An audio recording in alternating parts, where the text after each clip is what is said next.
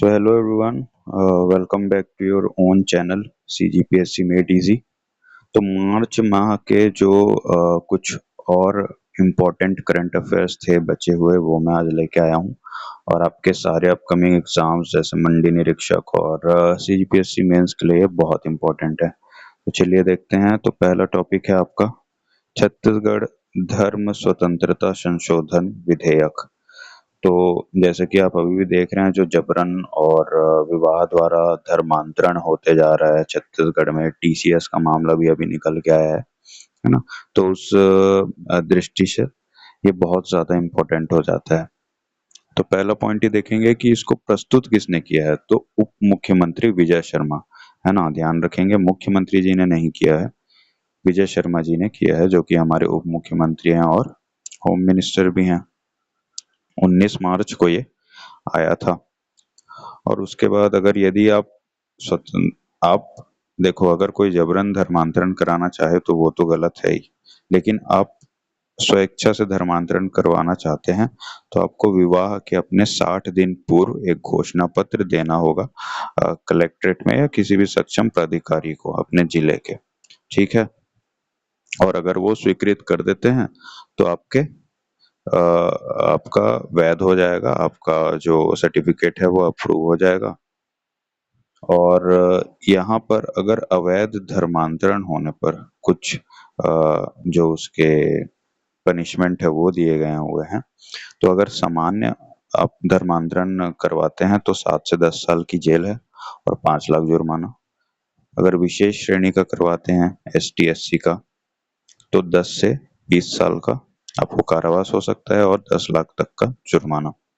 सामूहिक धर्मांतरण अगर आप करवा रहे हैं पूरे पूरे किसी ट्राइबल एरिया का, पूरे के पूरे किसी जनजाति समूह का, तो 10 साल से लेके पूरे आजीवन आपको कारावास हो सकता है और 25 लाख तक का जुर्माना देना पड़ सकता है।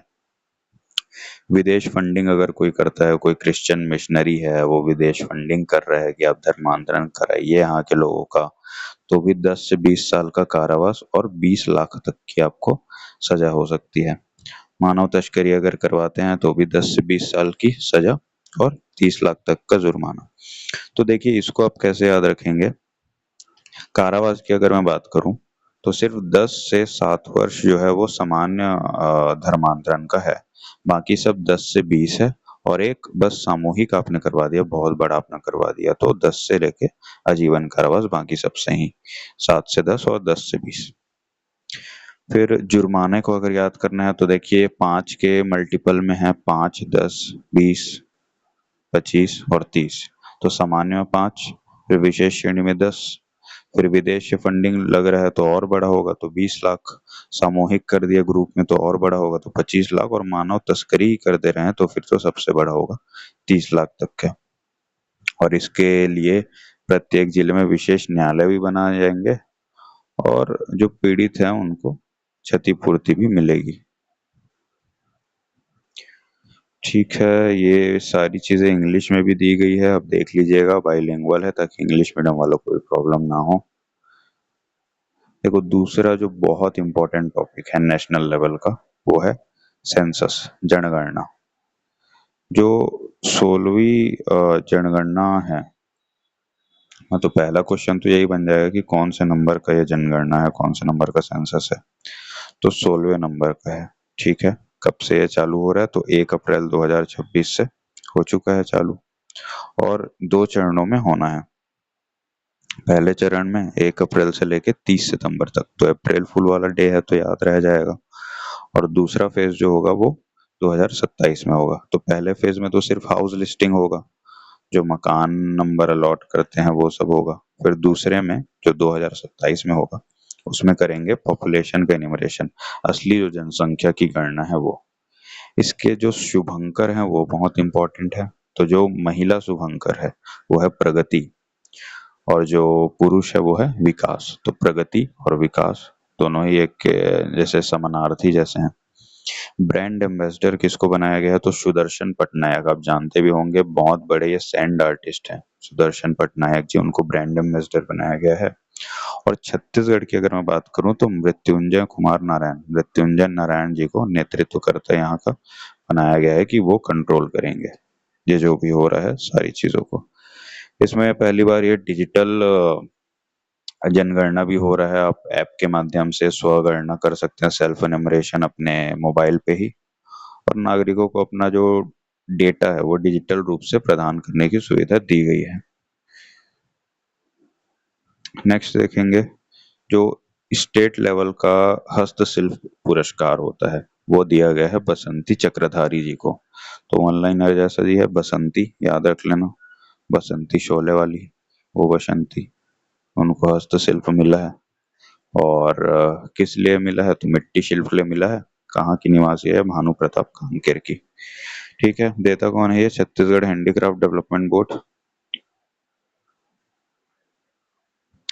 ओके, आखिरी टॉपिक देखेंगे। ये योजना जो है मुझे बहुत इम्पोर्टेंट लगा। ज्यादा लोग इसके बारे में बात कर नहीं रहे हैं पर ये बहुत इम्पोर्टेंट योजना है। लक्ष्मी सखी मिलेट कार्ट योजना। तो नाम से ही पता चल रहा है कि लक्ष्मी सखी मिलेट कार्ट है, तो महिला सशक्तिकरण और मिलेट्स के प्रमोशन के लिए है ना। तो शुभारंभ कब हुआ? 8 मार्च से हुआ और उसी दिन अंतरराष्ट्रीय महिला दिवस भी था। ठीक है, कहाँ से होगा? तो बस्तर से होगा। ऑब्वियसली बस्तर में सबसे ज्यादा मिलेट्स आपके मोटे अनाज होते हैं और मुख्यमंत्री विष्णुदेव साय जी ने स्वयं वहां जाकर किया।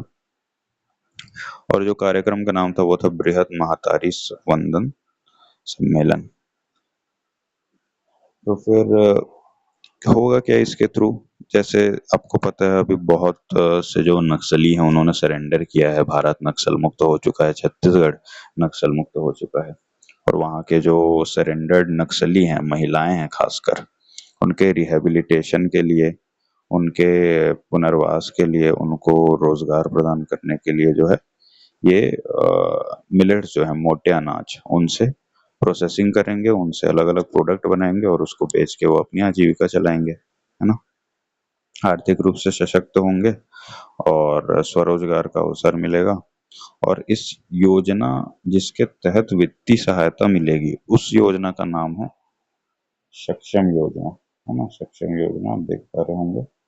तो सक्षम योजना जिसके तहत 1 लाख प्रति लाभार्थी मिलेगा, है ना। बहुत बड़ी बात है अगर 1 लाख रुपए दे रहे हैं तो।